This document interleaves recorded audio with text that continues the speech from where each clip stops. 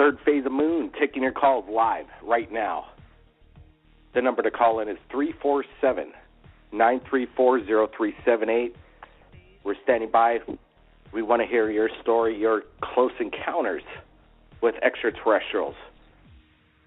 Just this past week on Third Phase of Moon, we put up a few videos. A lot of it was just last week's radio show, testimony from people like you, the public, that call in, that want to share for the first time, in some cases, their close encounters. And some of them were quite enlightening. We found out what it was like to be aboard a ship. Adam explains in incredible detail his encounters with aliens and procedures done on him while aboard the ship. And this has been happening to him for years now. Also, what went down in Chicago, O'Hare Airport, years ago, it made the main media. The news picked up on it. Unlike what they do now, they really don't report on UFO sightings. Trust me, right here at Third Phase of Moon, we've tried to share what's been shared over here, trying to get the mainstream to wake up. And trust me, it's not easy, people. It's not easy to get the word out. And the main media is just laughing it off, just like Obama and Jimmy Kimmel, laughing it off, saying that he can't tell us what's going on. Let's get to the phone calls. Everybody, thanks for waiting. Again, the number to call in is 347-934-0378. We want to hear your stories. Last week, again, when people want to give us these details, and sometimes there's no video proof, we're going to try and reenact some of these scenes along with people's testimonies as best as we possibly can. Area code 760. Thanks for waiting. You're live. Third Phase of Moon. Tell us your name. Where are you calling from? 706. I would like to be anonymous. All right. Could you tell us where you're calling from? Georgia, but right now, today, I don't have any stories, but I usually do, but not tonight. I'm just here to listen today. So you're going to save your story for another time? I don't have any this time. All right. Maybe later in the show, if you hear some of the other people's testimonies, you might want to share it. You know, there's no time like the present. People are tuning in and sharing it right now, is sharing it with the world. Area code 440. Welcome to Third Phase of Moon. Hello, is this me? Yeah, this is you. 440, you're live. Go ahead. Okay.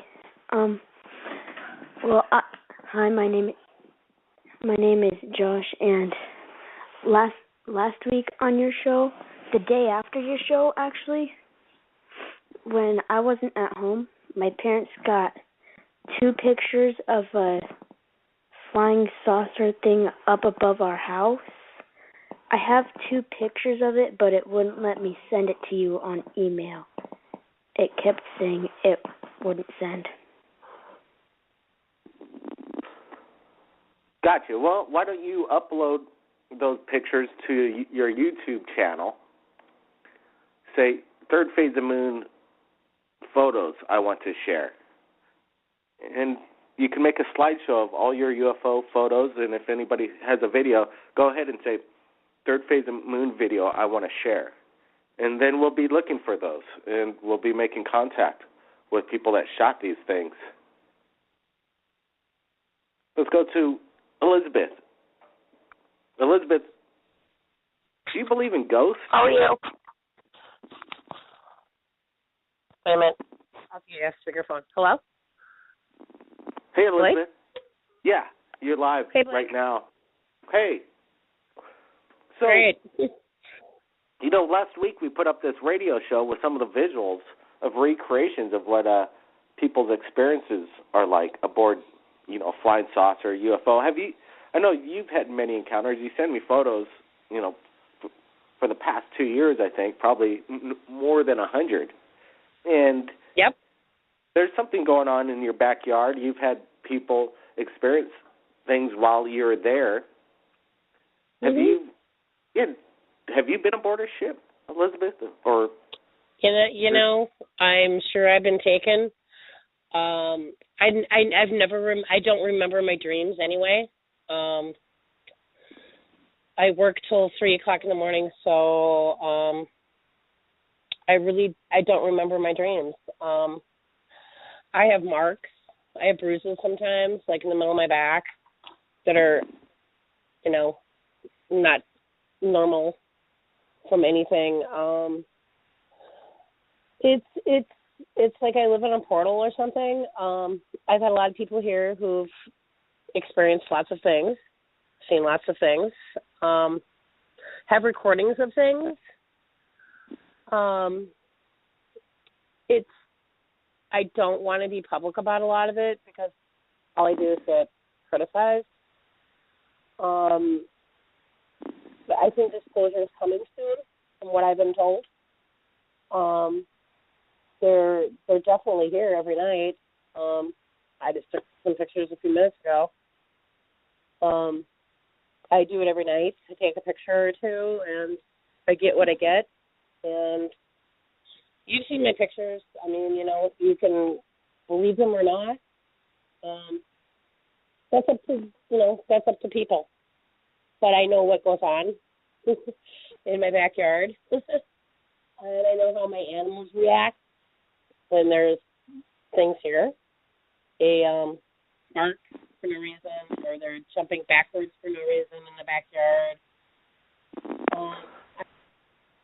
Yeah, Elizabeth, you're coming in a little bit broken up, maybe some frequency issue here. Let's get to a next caller. Hold it on. Area code 309, you're live third phase moon.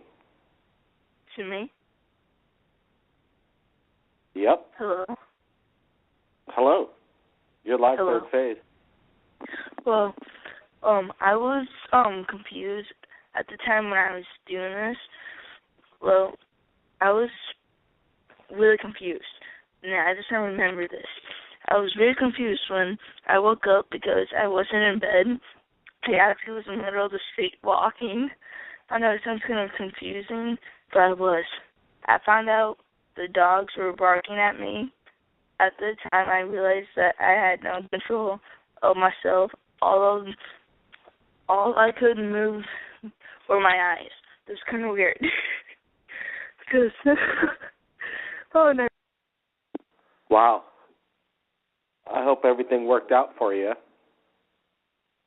Third phase moon, be right back.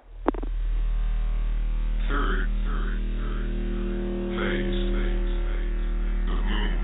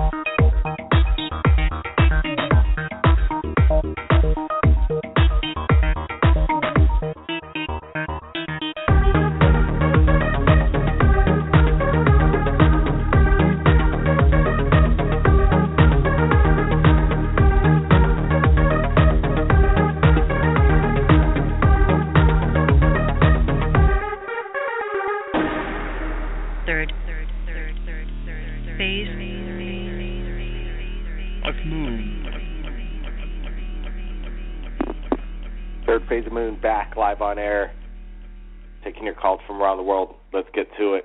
Area code 619. Welcome to the show. Hey, Blake. Kelly out of San Diego. How you doing? Hey, pretty good, Kelly. How you doing, man? Oh, not bad. Just got back from vacation. Me and the wife went up and back to Utah to see some family members. And I don't know if you remember a friend of mine that I talked about that she said that at one time she was, actually a few times, she was abducted, and she had like all of her eggs. She was telling me that, all of her female eggs were taken from her, and she was left with like an alien implant that was like above her pelvic bone. It was like, she said it was about the size of a quarter-inch round, and she could also like move it around and bend it. Well, anyway, I had talked to her when I was there, when I visited her, and I was asking her some questions. Is there a scratching going on, Kelly? Can you help fix that? Or go ahead. Yeah, I'm sorry about that. Probably me just laying down, but yeah, I had talked to her anyway, and I asked her to see if she could, would like to call up, and I think maybe she might be listening tonight, but she said she wanted to get her nerve up. But some of the questions I was asking her about is what happened to her, and anyway, she proceeded to tell me that, like, I asked her what they look like, and some of the questions that you might be asking. She told me they were like not the gray, but the tall whites. They were real tall, slender looking. The round, big round head, eyes, and stuff like that. I asked her what the room she looked like when she was aboard this craft or whatever, or where she was at. She said it was a white room, just like she was laying on a table. She remembers that. She also told me that, through telepathy, that's how they communicated. And she could tell which ones were male and female. I guess it was females in there as well, because the females was talking to her, she was kind of freaking out and told her, just calm down and everything was going to be all right. But anyway, Kelly, do you have this woman's phone number that you could give her a call and tell her we're live on the radio now? I do have tell her, a hey, phone. Let me give her. Yeah, I'll give her a text. But I may just finish the story real quick. But this was kind of crazy because last night we were talking, and when I was there in Utah this weekend, I was asking her to take a picture of that thing, maybe, because she could see it through her skin, and she said it was blue and white. But when I asked her when I was there, I asked her to take a picture of it, if I could see it. Well, the other day, last night when we were talking, she said she was going to send me a picture, but the odd thing is that it's gone now. She said all she sees now is a white scar. And I asked her when it was, last time, she's had it for most of her life. But what's crazy about it is that after I asked her to take a picture of it so I could see it, that night she said it was gone. So it might have happened, and I asked her, did she remember if she was, revisited or anything, and she said she remembers the room again. But that, she's a little bit older than I am, so, it's pretty crazy. She said she was kind of freaked out about it, that thing was missing. And is it within 24 hours of you wanting to get some photographic evidence of it? Correct. Like I said, because I went up there back to Utah for about a couple of weeks, but it was probably, I would say about a week ago when I left, since I've been back. So it was probably the weekend. I was like last Friday, not this Friday, but last Friday when I was up at my brother's house. And she said, she was gonna send me a picture, but again, so she sent me the pic where you could see it through, like, she got a mark. You can see where it was round, you could see like the scar tissue that's right there on it.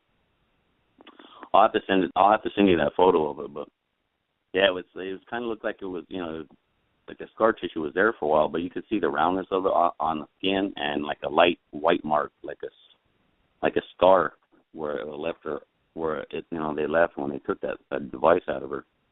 Yeah, I'm just recalling our Alien Human project that we worked with help from Dr. Jandy Elias and his connection with Dr. Roger Lear, and he removed 17 alien implants in his lifetime, but have still yet to be explained what they are. they're extraterrestrial in origin, and some of them have technology in them. Nanotubes, they give off radio waves, transmitting device, possibly. Does she speak anything in these regards? See, and that's the thing. No, and I would hope she'd call tonight. And I know her daughter is probably listening because I was just on our Facebook and I let them know that it was that the show's on right now. But I don't think she's. I didn't really ask her that question either about the if it was sending radio waves, because I've seen stuff like that too. They send frequencies, or some of the I've seen one where it was the doctor that was, he just passed away. I can't remember his name. I know you would know it, but yeah, that guy. Dr. Roger Lear. Yeah, Roger. Is it Roger Lear? Yep, yeah, Dr. Roger Lear. Correct. Yeah. So I've seen some of his stuff where it's magnetic, but some of the stuff I've seen were, they're kind of odd shaped looking. Maybe it kind of looked like a rock, or but it was made of metal. But with hers, it was round. It's kind of weird. So it was round shape. She said it was blue and white. You could see it through her skin. She would tell me one time that she could tell me what color it was. I was like, how do you know that? But now it's pretty crazy. But this one was round. It's blue and white. So the species she's seen was it wasn't any of the grays. It was like the tall whites that some people would say they've seen. The room, she said, it was just white room. There was a few people. There was a few type creatures that were there as well. So. Yeah, you know what, Blake? Let me get off right now, and I'll call you back. But I'll give her a text to see if she'll be able to want to talk. Well, absolutely. Yeah, we're standing by. Can you give her a text while we're live on air right now? Yeah, hold on. Let me see. I'll try that right now. You can go ahead and do another caller, but I'll let you know. All right. Hey, we're standing by right now. Yeah, go ahead. See if you could get in touch with your contact over there. I know Brett helped me with the Alien Human Project Part 1 and 2, and if nobody's ever seen it before, it's an amazing documentary. 2 full-length documentary features behind the scenes of what it looks like to have an alien implant pulled out of a body. X-ray cameras are capturing the whole imagery. You have in-depth interviews with Dr. Roger Lear. You even get to speak and hear and listen testimony from people that have had their alien implants removed. I know some of these people's experiences go as far as to say is once they are removed is that they kind of feel sad, that they kind of had a relationship with this alien implant. Brent, your thoughts? Yeah, it was definitely a once-in-a-lifetime project to work on with the late Roger Leary. What a great man and explorer and breaking ground in new technology, basically exposing real elements from otherworldly places. What he's finding, the material scientists are finding in these implants, there's elements of something that's not even from Earth. So what are these out of worldly materials? We don't know yet. What's the alien technology behind it? Hey, that's a big question. And, it's just really exciting, cutting-edge documentary. I suggest everybody, if they haven't seen the Alien Human Project, definitely go to YouTube right after this radio show and check it out. Leave your comments. Tell us what you think about it. Absolutely. Everybody, we're going to be waiting by. Hopefully Kelly could get this abductee online here. We've been waiting for a few weeks now to try and get some insight and basically some testimony from firsthand accounts of what it's like to be abducted by aliens. We'll be right back, Third Phase of Moon.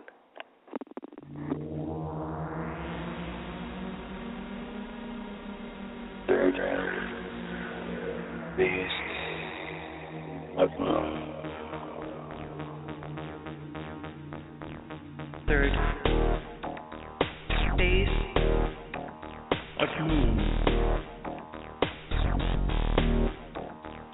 Third Phase of Moon.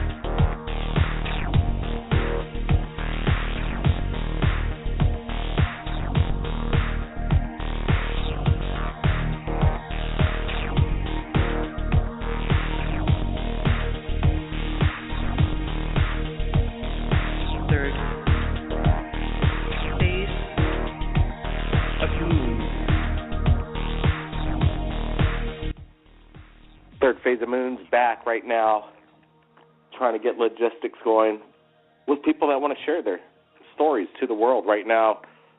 Let's see if Kelly's back right here all the way from San Diego, trying to get an abductee that might share an experience for the first time.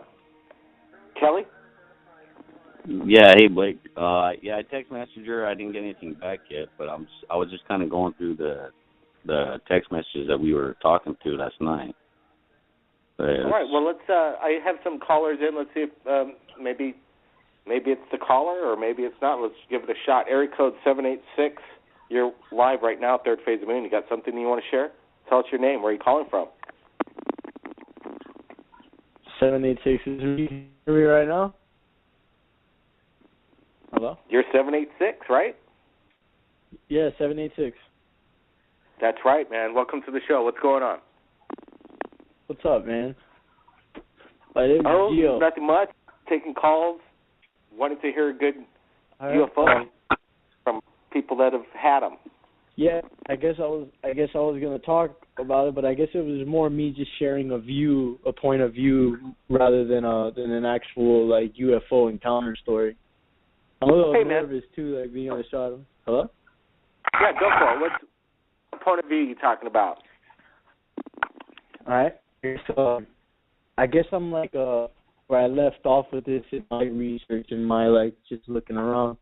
You know, I guess I'm kind of like trying to like put the term alien, you know, and try to date it back, see how far like, you know, that word went back, and you know, thinking the correlation and relation between the word alien and like demon or jinn, as it's said in the Quran, you know, like one of the more recent like religious scriptures, and trying to, you know, correlate and see what kind of knowledge I can bring in towards that, to see what your guys' point of view is on that, and the correlation between what we call aliens and what that could have been a long time ago, and people calling them demons or jinn, or what they're calling in the Bible angels, or, you know, so on and so forth. Well, you know, fair enough. You know, there's this man. In the beginning, we said, hey, you might want to check this guy out, Robert Bingham. He's the man that summons UFOs. Next thing you know, there's people saying that he's summoning demons now.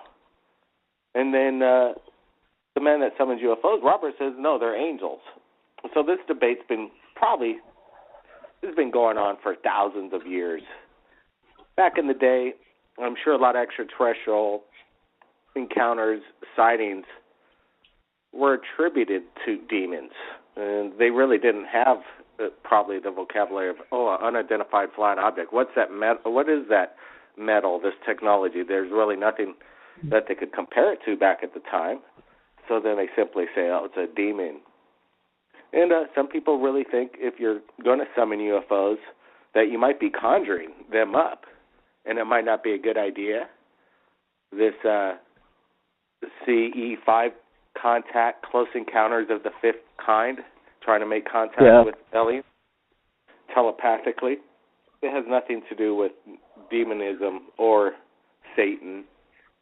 If you're lucky enough to have a UFO encounter and have telepathic communication with aliens. He's telling me to say this right now. He's writing on his phone. He's like, tell him we're gonna summon a UFO tonight during the blood moon. He's telling me. Yeah, it's a possibility. Hey, man, thanks for your review. All right, man. Just no problem. Hey, take it easy. Hey, let's get to another caller. I think we got a long-distance caller, area code 775. Oh, yeah. You're live, third. Yeah. Oh, that's Welcome. me. It's Shannon. Hey, Shannon, how's it going? I'm doing okay. Hey, this is Shannon Panzo. I teach a lot of things, and I teach people how to deal with a lot of different circumstances in their world, whatever they encounter. And they can take this from the very mundane to the very ecclesiastical if you want. And it really is not determined by the types of things. It depends upon the person themselves as to which way they want to take it. But The experience I wanted to share with you today is a little bit more on the mundane, but it'll kind of give you some grasp of something that you can do here that may be a little bit shy of talking to aliens, but maybe not. See, we have aliens all around us. We have these things called animals, and it's amazing of some of the things that you can do with your surroundings and such, and just listening to your inner voice and being guided by that in order to do certain things. Now, I had an encounter one time with a snake. Now, let me tell you a little bit about this snake. I'm actually over in Australia, and the snake is this type of snake is called the eastern brown snake. Now, most of your listeners have probably never heard of that, and they probably think, well, eastern brown snake, that doesn't sound too exciting. But it is the second most deadliest snake in all the world. The first most deadliest snake in the world is also located here in Australia, but I didn't have the encounter with that. I had the encounter with the brown snake.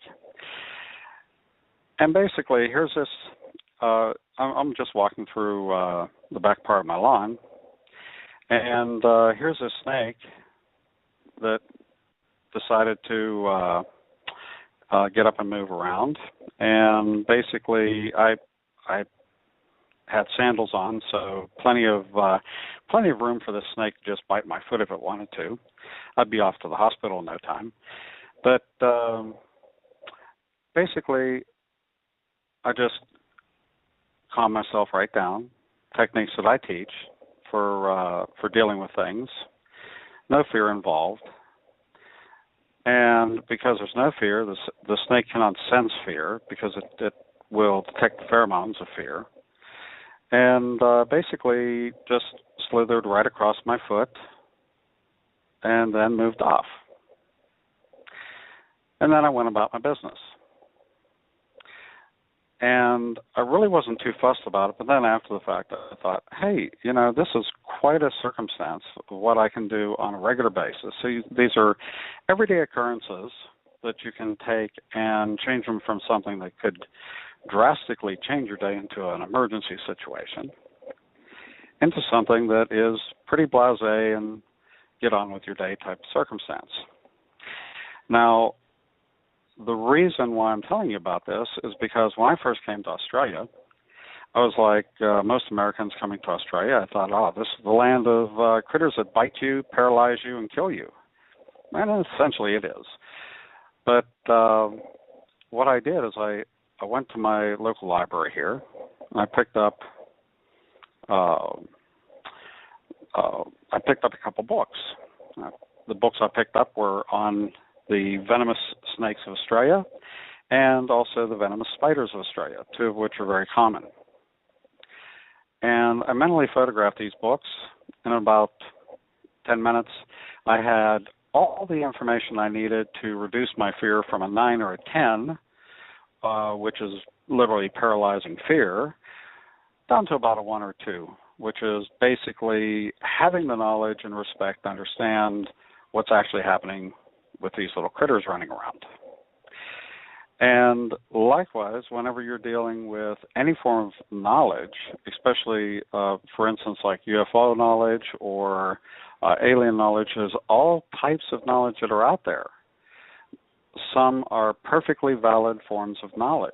Other pieces of knowledge out there aren't valid at all. You need to find out what the truth is. And this same technique can be used to basically as your own truth teller, if you will. And it tells you what the truth is and what the truth isn't. And it allows you to start relying on what the truth really is. And so you can see your way clear to moving in the circles you need to move in. But anyhow, I figured I'd share that little circumstance with you so that you can kind of see how you can use that in your everyday life as to turning potential emergency circumstances into something that is rather a dull day. Hey, Shannon. It's funny you mentioned that because I was sharing an experience just today hitting some golf balls on the golf course for the fun of it. And as you do on the golf course, you tell stories. So one of the stories is going back and where I had a close encounter with a pet bull on a lonely, dark street, ran up to me, and then it froze and was about to do the charge. And the first thing you want to do is run as fast as you can, but you know this dog's going to get you. So yeah, this calm technique worked for me by slowly crouching down as if I was going to pick something up to defend myself or throw something at him. It caught it. It caught something was going down. This guy's not panicking, and then it ran, thank God. And a few times while we're while in Hawaii, we've done a lot of surfing throughout our lives. My brother and I have had a lot of shark encounters. Thank God no contact was made. But the thing is, you stand your ground, and you could see the fin coming at you, and then you just basically go after it, the shark, and start splashing water at it. They're not used to something that's not afraid.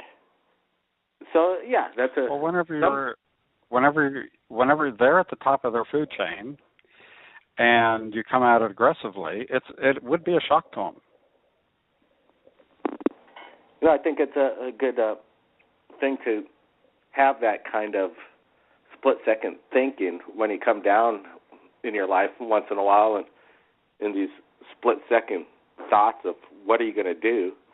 The best thing to do is probably, like you just said, remain calm and be over that fear factor.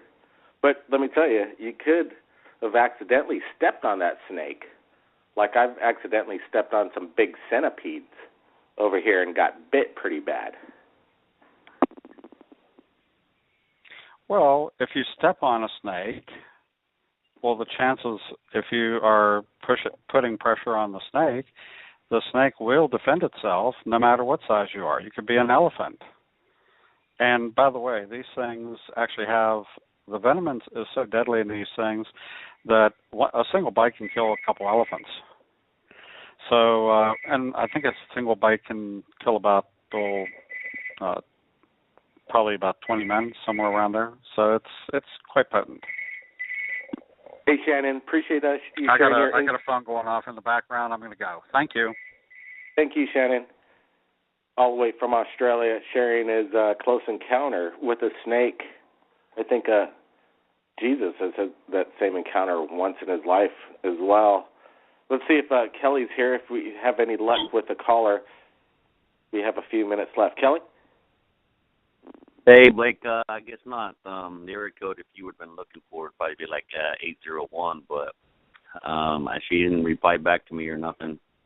But how about you, Kelly? Any close encounters with any snakes or wild dogs that you had to deal with?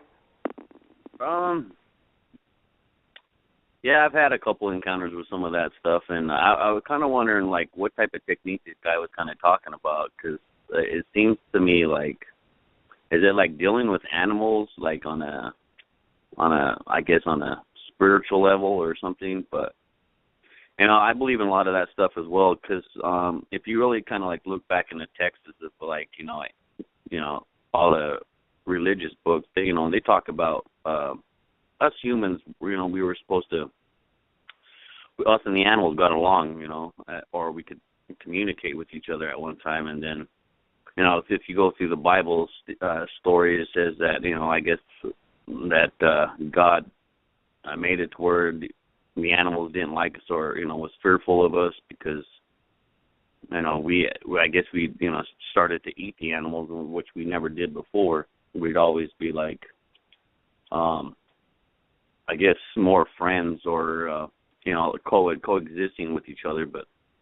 Yeah, you see that all the time with like different people. You see that people think it's kind of a miracle or it's crazy. The guy who talks, they call him like the dog whisperer, or the guy who can walk up to those lions and just play with them, or gorillas, or you see all kinds of crazy stuff like that. Where people can, it seems to me, communicate. That they know who they are. And these animals are wild animals, so I'm pretty sure it still happens, and you see it all the time. Absolutely, Kelly. Hey, thanks for joining us right here at Third Phase of Moon.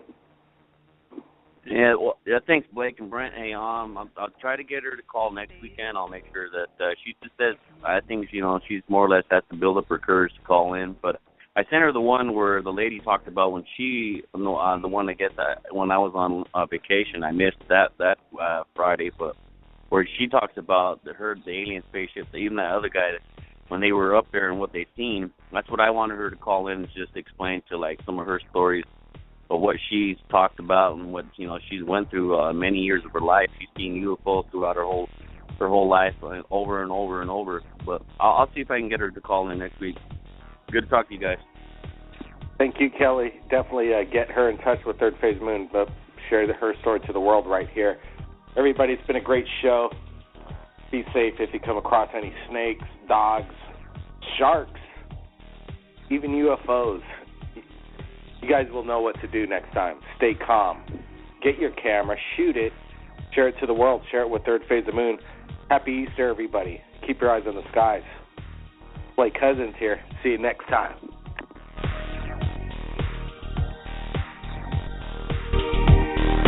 Third Phase